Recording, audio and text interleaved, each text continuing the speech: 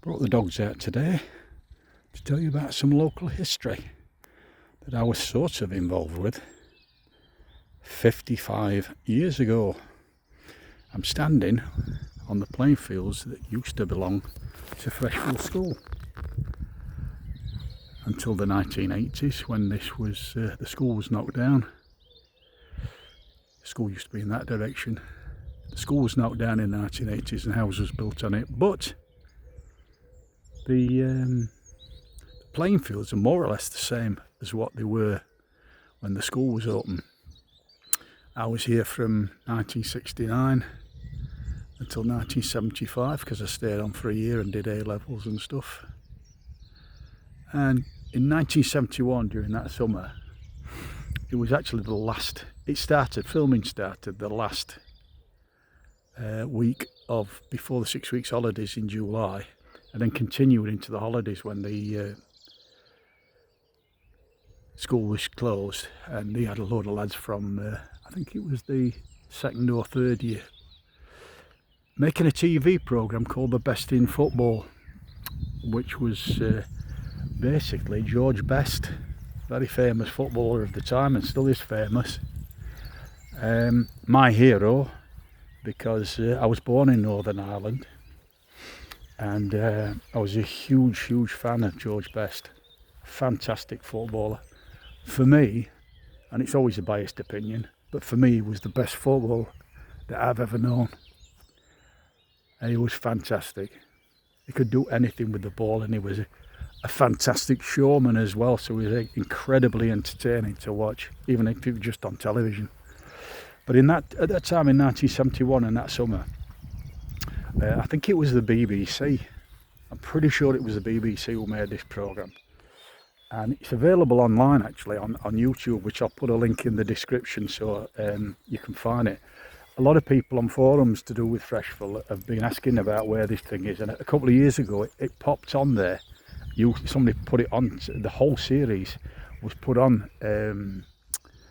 YouTube, and within about a few days later I found it by pure chance. I was scanning for it and found it, and it had only been put on about 2 days. So I shared it with other forums and stuff, and people were really, at my age of course, who were at the school at the time, were really pleased that it would come to be available. Well, this field we're looking at now is the field where they do all the coaching work.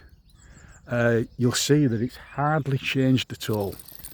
The trees are a bit more, they planted these trees here when they closed the school to sort of mask it off a little bit, I think. But those trees weren't here so much, or they were a lot lower. So when you watch the programme, you'll notice that you can see right into the distance and see the surrounding area a lot more than what you can now, because it's virtually enclosed now by all the trees and stuff. You can't see anything. The little path here, footpath that we all used to go home. I certainly did anyway.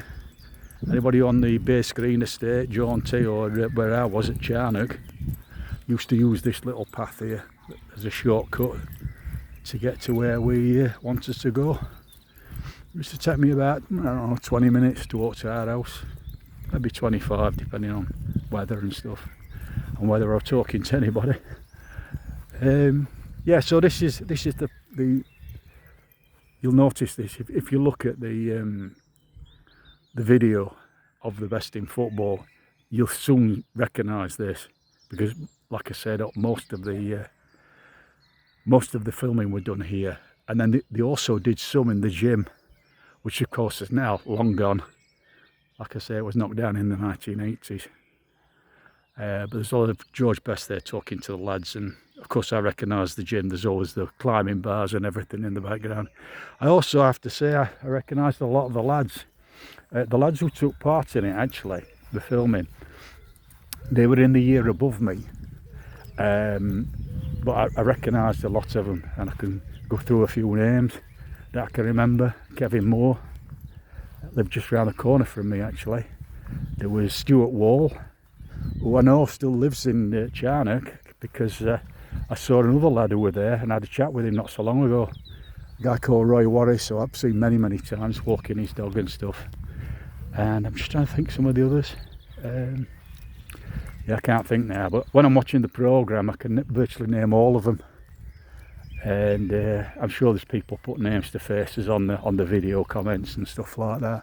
But as you can see, if you watch the programme, you'll be able to see very clearly that this is the same place. In fact, I know it was. Funny thing was, it was a big secret when George Best was actually coming to film, because he was a big star at the time. They were frightened of him getting mobbed. Only trouble was, he pulled up and parked his car on the top car park, which was clearly visible to everybody on Fox Lane, and he's got an E-type Jag with a personal registration number. So not exactly secret. Anyway, I think he managed to get here unscathed and stuff, and I think he was here for about, I think one of the lads told me, who I've spoken to in the intervening years, told me that he was here for about 3 days, I think. But it was very carefully shot, because they did a lot of the work, the coaching work, the last week before the holidays, when George wasn't here. And then it was just the lads basically doing bits of training drills and stuff like that. And then when they did some filming of George, of course, and some of it was George apparently looking on to watching the lads, but of course he wasn't. It was just filmed afterwards and they just cut it in. Some of them, though, he did actually take part in the drills, and you can see him quite clearly on some of the episodes that he's there with the lads and everything, you know, doing stuff. You'll also notice that the view from here is a lot less than what it was.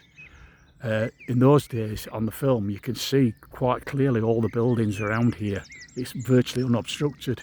But of course now, because of all these bushes and trees and stuff, you can't see very much at all. You're just looking over there towards Hollins End Road, for those who know Sheffield, through the gap behind those houses that are alongside the field. There's some like flats in the distance, which you can probably see. That's Hollins End Road, and then you're going up to Hanna Top. If you come round here a bit, we'll walk round a little bit with my dogs. Here they are, having a nice little walk. This is Socks, my friend's dog, who I'm looking after today. And this is actually my mother's dog, Poppy. But she lives with me now, because my mum's got a bit old to look after her. As you do, as you get older. But it's I'm watching that programme the other day, just again, and it's amazing to think that it's now, we're here in April 2026, and it's 55 years since that were taken, since it were recorded that and photographed here, filmed here. Where have those years gone? 55 years ago, believe it or not. In about July it will be, in a couple of months anyway. It's 55 years. It's incredible just for me, just standing here, being at that school at the time, at Frecheville School at the time in Sheffield 12. Just amazing to think that all those years have disappeared. It only seems like yesterday to me now. We used to have our sports day on here, stuff like that. It used to be football pitches basically, but they also used to have a running track around it in the summertime. And I can't get over it. 55 years since that were filmed, and I can remember it as clear as day, because obviously word got out that I mean, I knew a lot of the lads anyway, so word got out that what was happening and stuff. You want a secret or anything? Yeah. So if you just want some more bearings, there you are. That's Hanna Top in the distance. We can see that transmitter, that radio transmitter up there. Used to be for the fire brigade, ambulance and police. I don't know if it still is. It might be just a mobile phone mast now, I don't know. But it used to be anyway at Hanna Top. And yeah, here we are. This is the big bank at the side here.